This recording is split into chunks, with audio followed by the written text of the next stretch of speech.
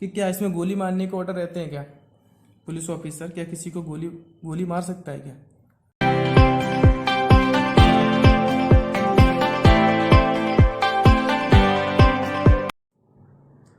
Hello guys, welcome to my channel law circle.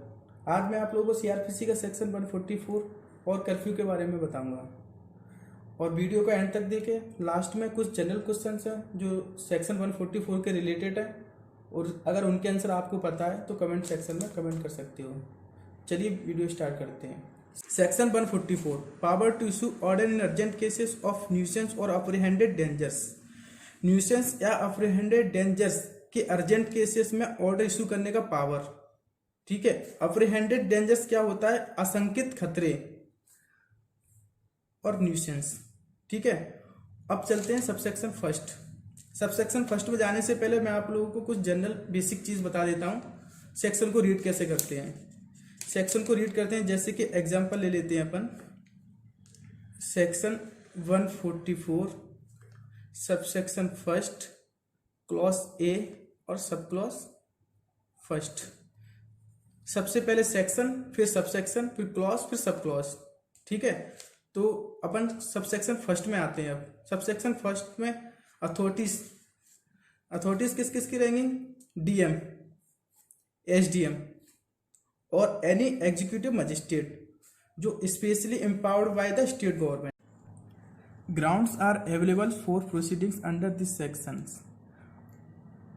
इस section के under proceeding करने के लिए अवेलेबल ग्राउंड्स और इमीडिएट प्रिवेंशन और speedy remedy is desirables. Immediate prevention का मतलब होता है तुरंत निवारण और स्पीडी रेमेडी का मतलब होता है शीघ्र उपचार।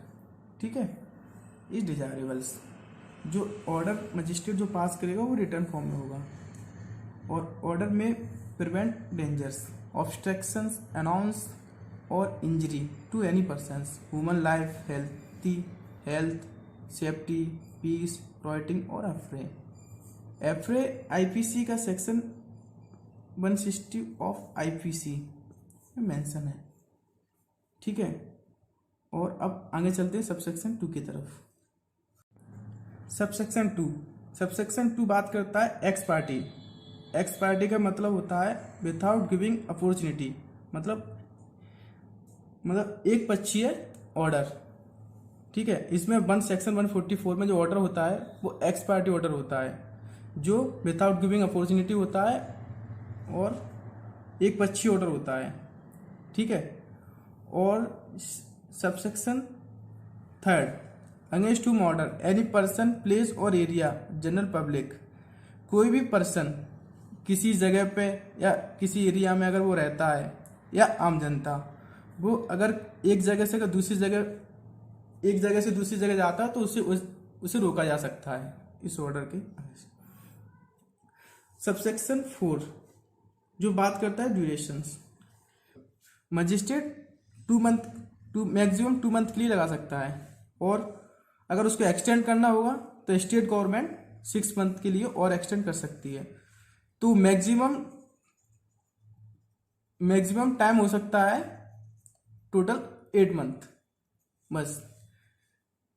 अगर इसके बाद 8 मंथ से अगर ज़्यादा एक्सटेंड वगैरह करना हो तो फिर वो मतलब सेंट्रल गवर्नमेंट कोई नोटिफिकेशन निकालती है तो उसके जरिए हो सकता है। बाकी वैसे मैक्सिमम ड्यूरेशन 8 मंथ तक का हो सकता है टोटल।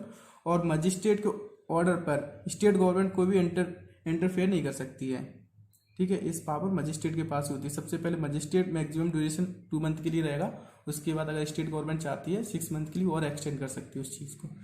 ठीक है, सबसेक्शन 5 में अल्टरेशन एंड रेस्काइंड्स, मतलब उसमें कोई चेंजेस करना हो तो वो कर सकते हैं। रेस्काइंड अगर उसको रद्द करना हो तो रेस्काइंड कर सकते हैं उस चीज़ को। बस इसमें सबसे ज़्यादा इंपॉर्टेंट क्या चीज़ है? सबसे पहले हमें ड्यूरेशन याद रखना है कि ड्यूरेशन कितने टाइम के लिए हो सकता है। मजिस्ट्रेट 2 मंथ के लिए, स्टेट गवर्नमेंट 6 मंथ के लिए। ठीक है, और जो अथॉरिटीज किस किस के पास है? जो अथॉरिटीज हैं डीएम और एसडीएम और एनी एग्जीक्यूटिव मजिस्ट्रेट। ठीक है, तो ये सारी चीज़ें याद रखना। उसके बाद अब अपन आगे चलते हैं एक क्वेश्चन पूछता हूँ आप लोगों से मैं, उसका जवाब अगर आपको पता है तो ठीक है, नहीं पता है तो मैं बता दूंगा। अगर आपको पता है तो कमेंट सेक्शन में कमेंट कर देना, ठीक है। Questions. Order issued by magistrate under section 144 in subject of revision by high court और court of sessions under section 397 of CrPC. मतलब रिवीजन के लिए हाई कोर्ट और सेशन कोर्ट में जा सकते हैं क्या अंडर सेक्शन 397 के अकॉर्डिंग? अगर आप लोगों को आंसर पता है तो कमेंट सेक्शन में कमेंट कर देना, ठीक है। इसका आंसर है नो, रिवीजन के लिए नहीं जा सकते हैं। हाँ, अगर रिट लगा सकते हैं, रिट जुडिक्शन में जा सकते हैं,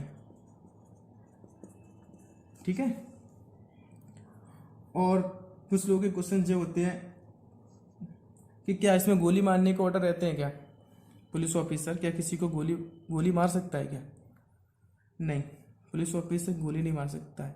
गोली मारने के राइट सिर्फ राइट ऑफ प्राइवेट डिफेंस में ही होता है। उसके लिए सेक्शन है आईपीसी के sections 100,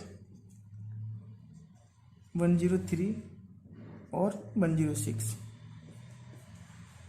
right of private defence में ही गोली मारने की पावर रहती है, वरना नहीं रहती है। अब किसी किसी लोगों के क्वेश्चन ये होते हैं कि क्या ये लोग मतलब लाठी चार्ज कर सकते हैं क्या पुलिस ऑफिसर? इसमें एक एक्ट होता है पुलिस वालों के लिए, पुलिस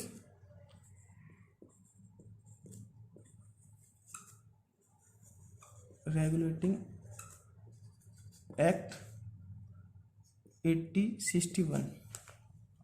इसके अकॉर्डिंग डिसिप्लिनरी ऑर्डर में पुलिस ऑफिसर लाठीचार्ज कर सकते हैं, ठीक है। इसको याद रखना। अब नेक्स्ट टॉपिक है कर्फ्यू।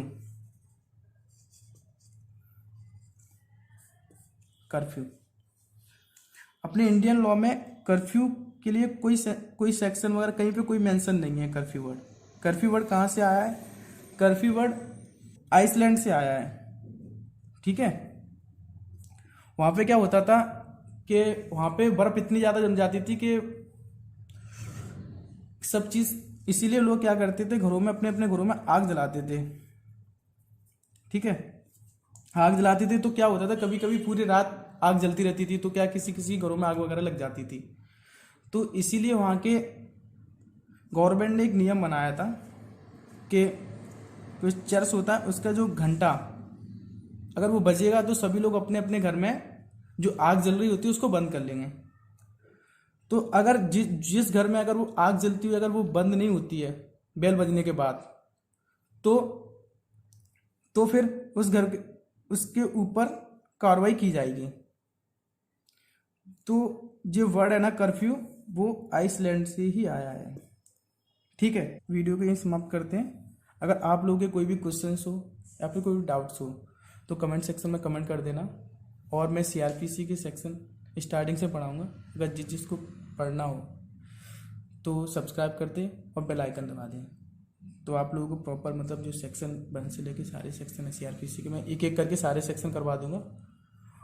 और प्लीज़ चैनल को सब्सक्राइब करें और लाइक करें। Thank you for watching my video.